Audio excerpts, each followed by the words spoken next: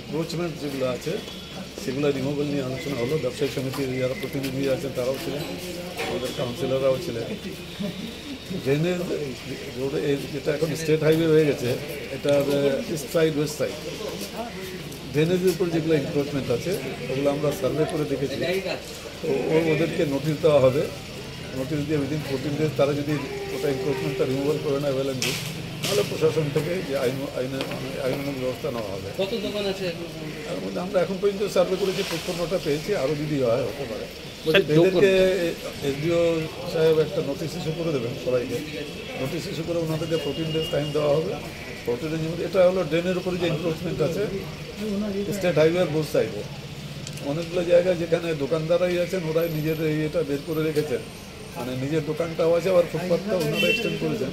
সেগুলোকে ওনাদেরকে নোটিশ করে দেওয়া হয় যে আপনারা আপনাদের জায়গার মধ্যে থাকেন, ফুটপাথে আপনারা আসবেন না। আরেকটা আছে হকারের যে ব্যাপারটা আছে, ওটা আজকে আলোচনা হয়েছে। হকারের ব্যাপারে যেখানে আমাদের হসপিটালের সামনে যেগুলো বসে আছেন তাদেরকে সবাইকে নোটিশ করেছেন। আর হকারের ব্যাপারটা উনি বলেছেন আরও আমি গভর্নমেন্টের কাছ থেকে ক্লিয়ারেন্সটা নিয়ে তারপরে নামবো। স্যার কত দিনের ভিতরে নোটিশ দেওয়া হবে? নোটিশটা ডিসি সাহেব বলেছেন কাল পরশু। মূলত নোটিশে কোন বিষয়টা থাকবে স্যার? নোটিশে মেন তো হলো এনএইচের উপরে স্টেট হাইওয়ের বোথ সাইডে যেগুলো ড্রেনেজের উপরে যেগুলো এনক্রোচমেন্ট আছে ওগুলোকে রিমুভাল করা। আমার ড্রেনের উপরে যে দোকানগুলো সেগুলো মানে দোকান উচ্ছেদের এখন কোনো ব্যাপার নেই, মানে ড্রেন এবং পাশাপাশি দোকানের যে এক্সট্রা পার্ট যেটা ফুটপাথে চলে এসছে ততটুকুই, তাই তো? থ্যাংকস।